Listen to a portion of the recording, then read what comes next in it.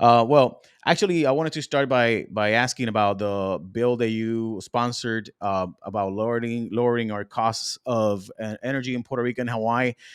Can you actually tell us how that bill provides that the lowering of our costs?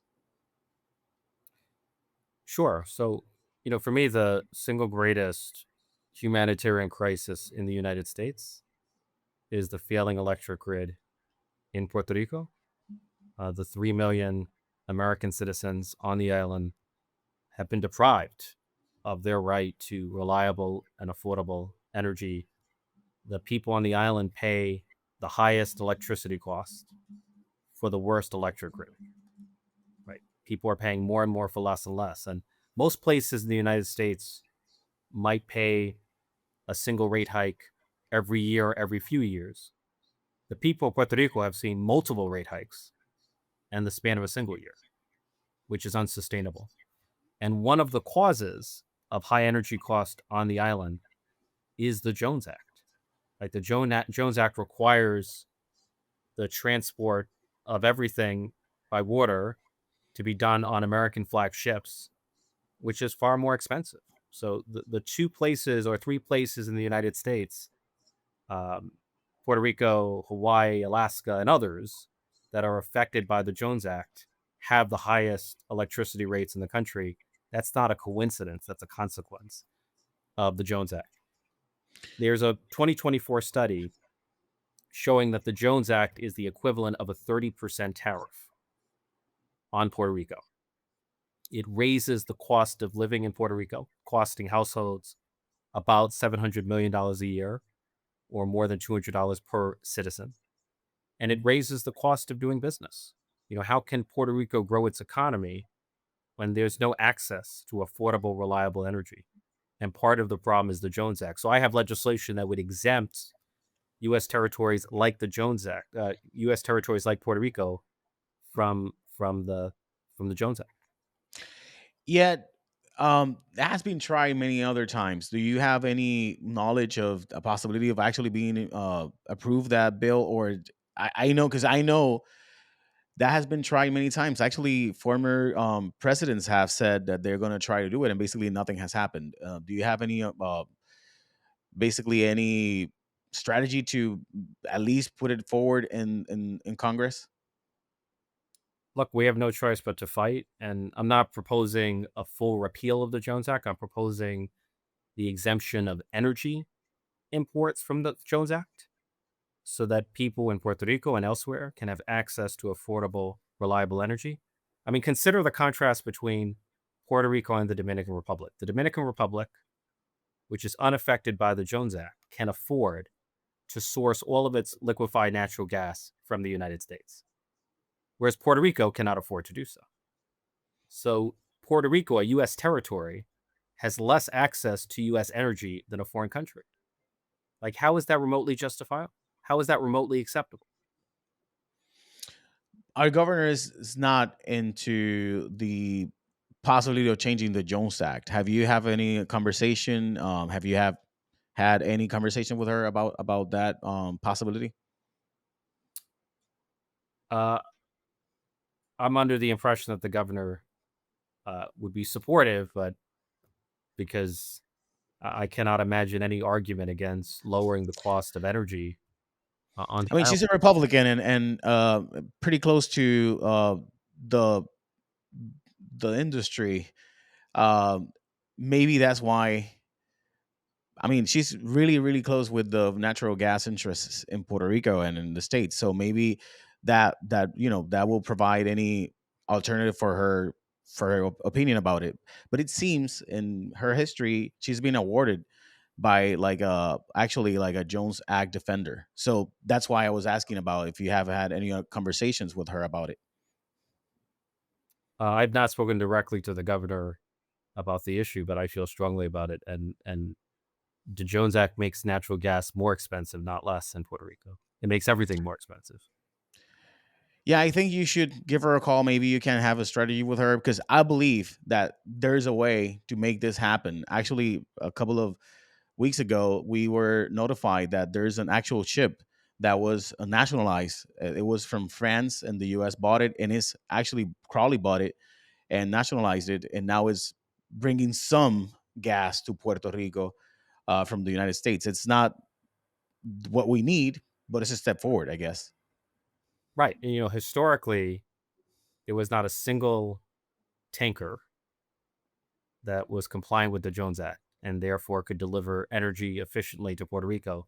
Now there's one, and there was one as of March 2025, but that single tanker is far more expensive than the foreign alternatives. So it fails to address the energy affordability crisis. Like, we should think of the Jones Act as a tax, right? It is a tax on the energy needs of an energy poor island. And Puerto Rico is ground zero for taxation without representation.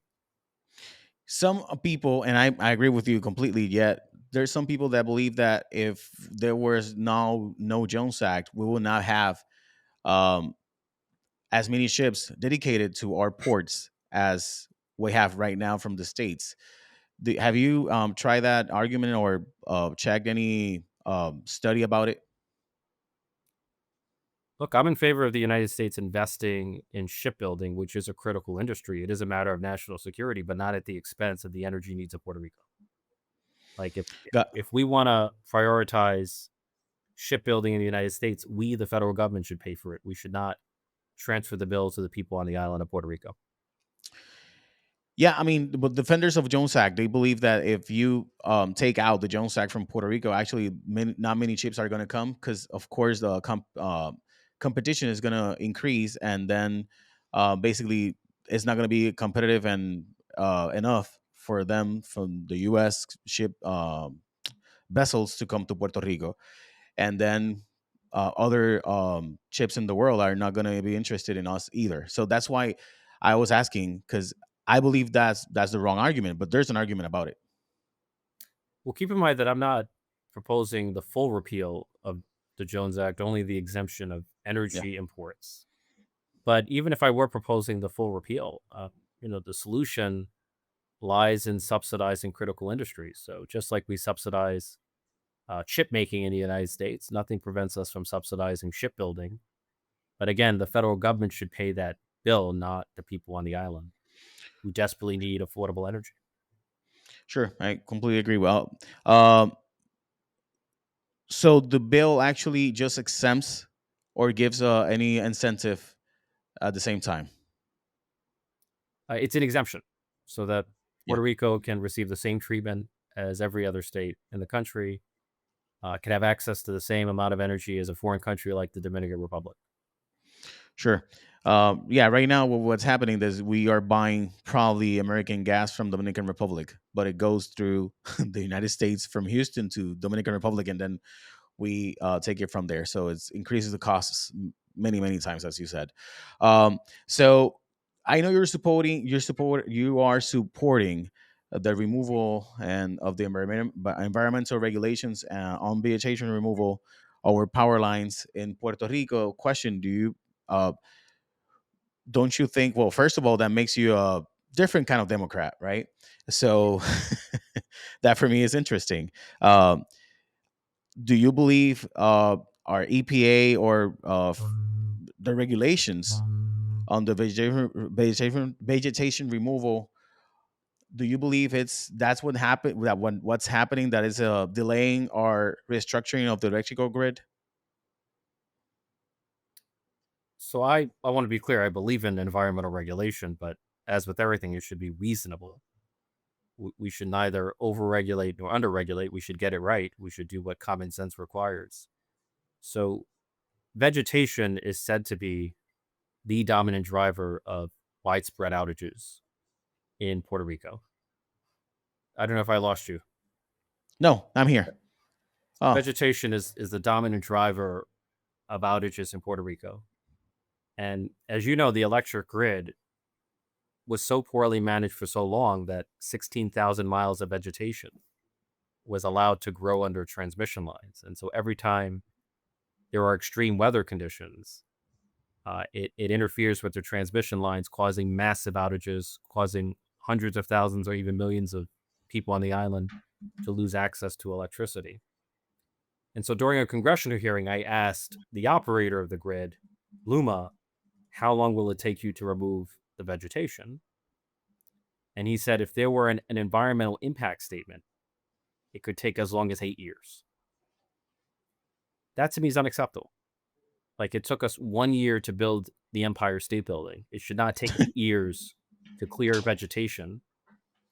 And so I'm in favor of expediting environmental review so that we can clear the vegetation as quickly as possible in order to prevent mass outages, in order to ensure that people have access to dependable electricity. That to me is a matter of common sense. It should not take 8 years to clear vegetation. In no universe is that acceptable. So that to me is not Democrat or Republican. That's just common sense. It is, yet for some reason it has not happened before. So are you going to, and this is the problem, because usually what happens is that you provide, in this case, uh, you remove red tape, but then they just go too far and they use chemicals that are just harmful. Um, so are you going to provide some oversight from Congress? So I'm not proposing no environmental review, right? There's an environmental. So Luma claims that the process of removing vegetation, the physical process, is about 3 years, which to me is too long, but 3 years. An environmental assessment would add a year. An environmental impact statement could add 5 years. I would prefer an environmental assessment, right? An environmental assessment is a much more reasonable requirement than an environmental impact statement that draws out the process by 5 years. Sure. You called the Trump administration to address the Puerto Rico energy generation shortage, and right now probably we will need to buy or to at least rent uh, some kind of generation that we don't currently have. Um, do you believe the federal government is actually interested in solving the problem? Look, I'm skeptical that Trump has any interest in serving the needs of Puerto Rico. But we have no choice but to fight.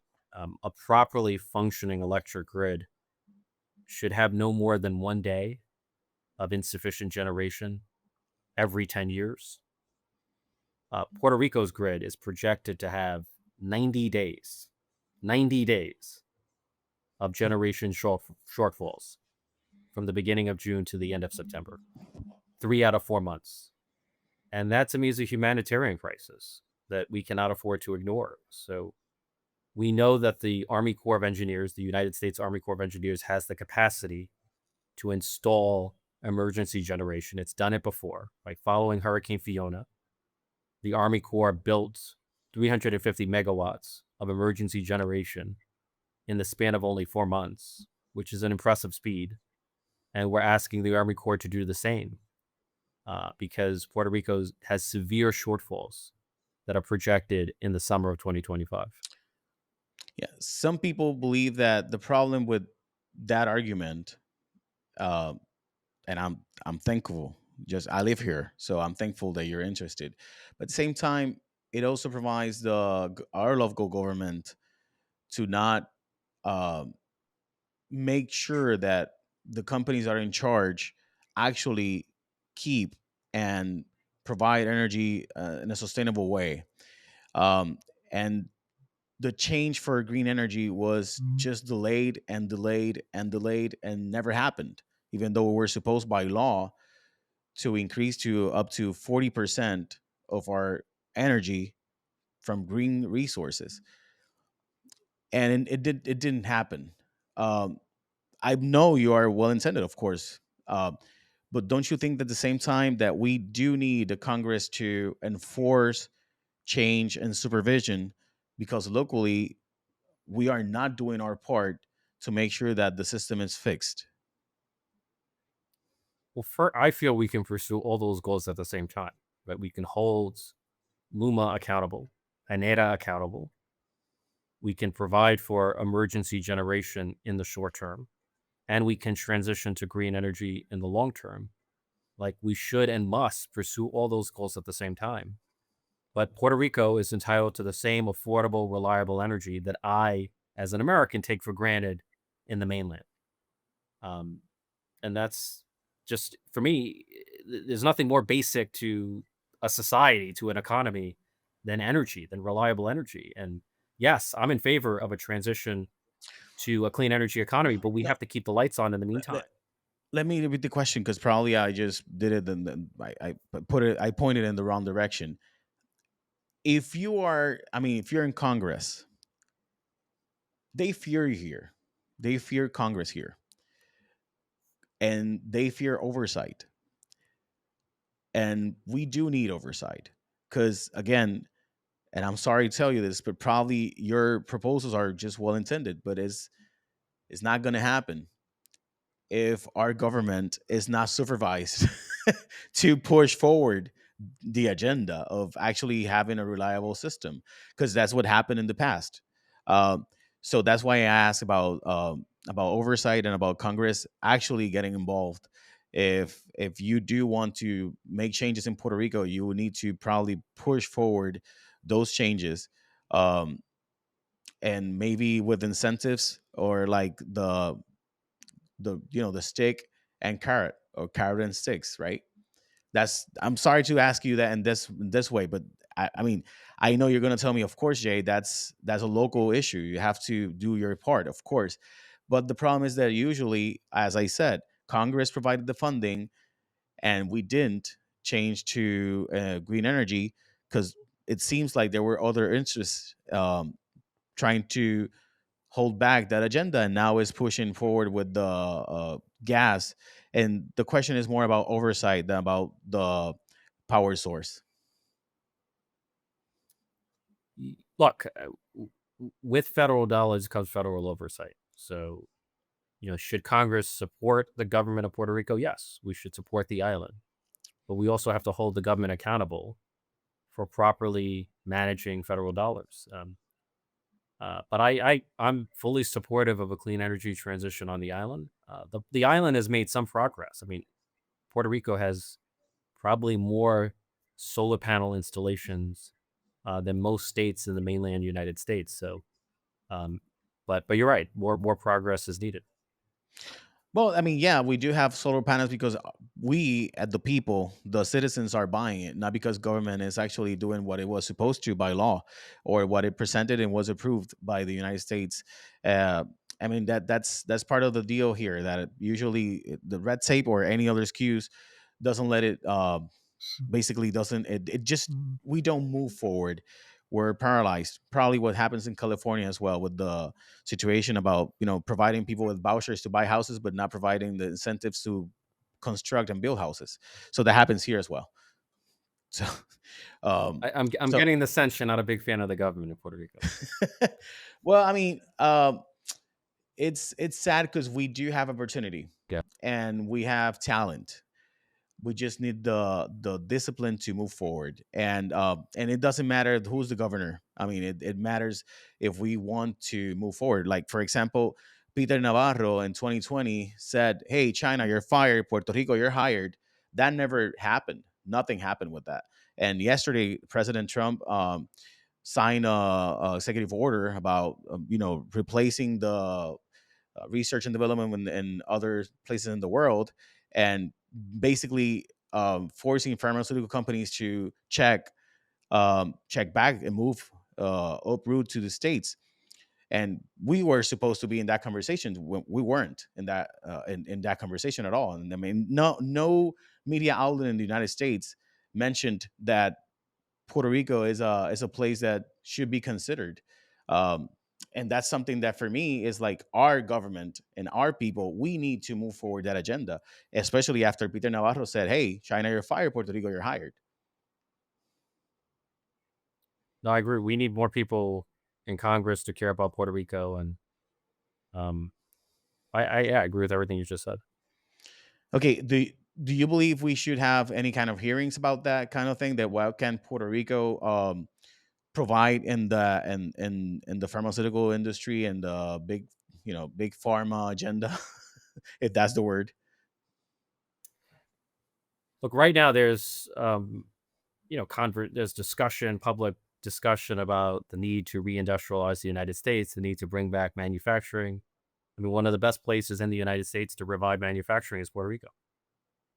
I mean, Puerto Rico's would be the best laboratory for the reindustrialization, for the revival of manufacturing in the United States. So I would be all for Is that. is that in But you, discussion? you need energy, though, in order to have a Yeah. robust manufacturing sector. You need access to reliable, affordable energy. And so that's why I keep returning to that topic, because that is foundational to everything else. No, I completely agree. Yet we can just tell these pharmaceutical companies, hey, we are going not just to provide the island as a as a place you can have businesses and that's made in the USA, but also you can have another company as a willing generation. Like you can just provide your own electricity, and that willing you can just sell uh, the kind of the overproduction of your energy. You can just sell it and basically have two companies in one, not just pharmaceutical but also the energy kind of structure that you're going to build. You can just sell it to the island, and so you can have just, I mean, just we have to be creative because of course this is going to take years, and especially building a power plant from zero, it takes 5 to 10 years. That's and now there's a backlog actually in the gas industry. Just building a plant will take many years. Although So the, yeah. the Army Corps of Engineer built a emergency generation plant in 4 months, which is providing electricity to hundreds of thousands of people. So we've shown that where there's a will, there's a way. Yep, willingness is the most important part of this conversation, right? um, I know you are not an advocate for the fiscal oversight board in Puerto Rico. Um, I've I've read you. Actually interviewed you once before about that topic, a couple of years ago. Um, for some reason, I believe you're positive that they should leave. Uh, there's a problem with that argument. We have not changed.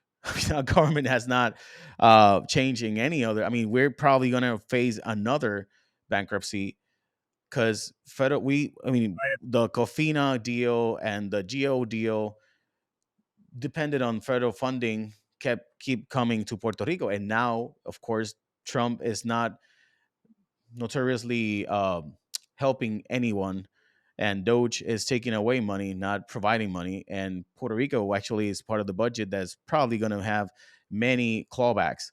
Um, so we told bondholders, hey, market, don't worry, we can pay you back because we're going to have all these federal funds, and now those federal funds are missing in action. So, do you really believe we should rid of the Federal Oversight Board, or probably we're going to need an oversight board that has more power? Look, the oversight board as structured is a violation of the self governance of Puerto Rico.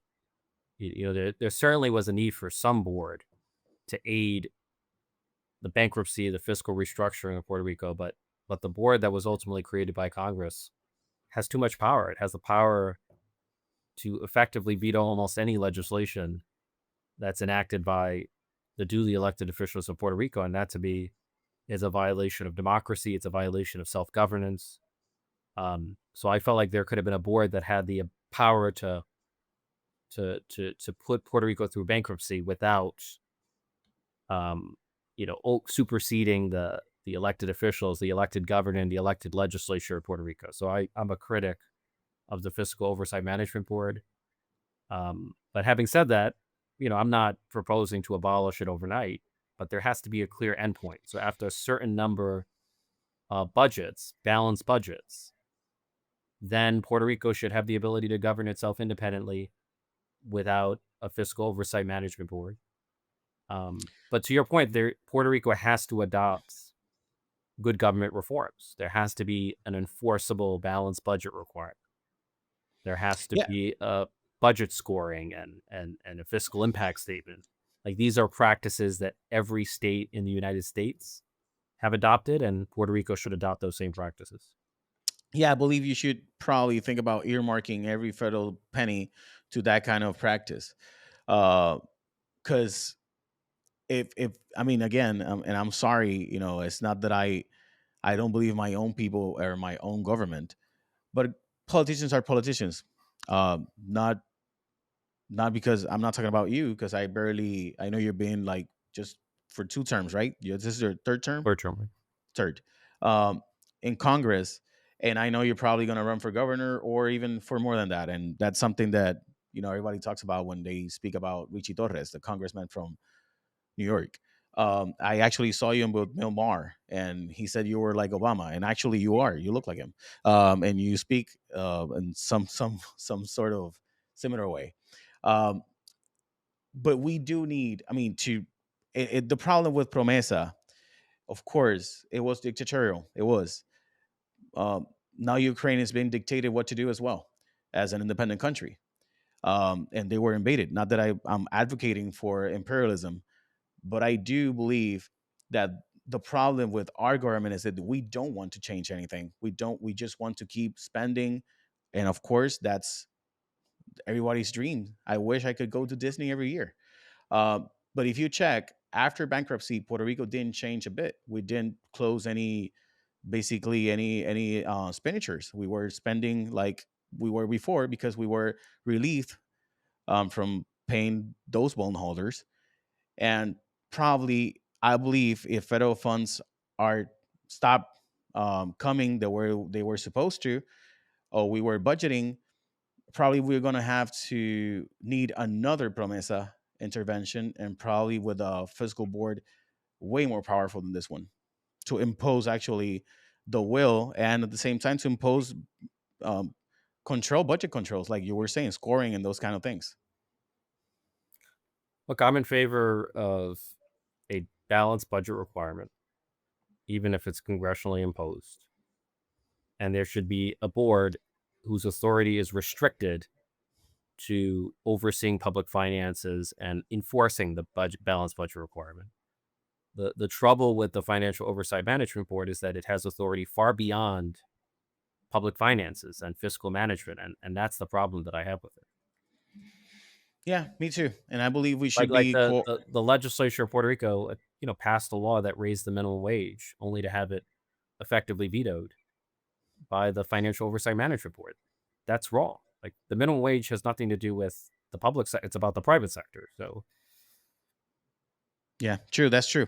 Congressman, thank you. I know you have other things to do. Thank you for caring about Puerto Rico. We do appreciate that.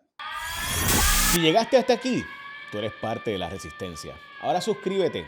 Casi 40 de cada 100 no se suscriben y piensan que están suscritos. Dale subscribe al canal y la campanita. Nos ayudas un montón cuando te suscribes, porque hace que el algoritmo empiece a enviarle a otras personas como tú. So, suscríbete aquí en mi canal de YouTube, JFonsecaPR.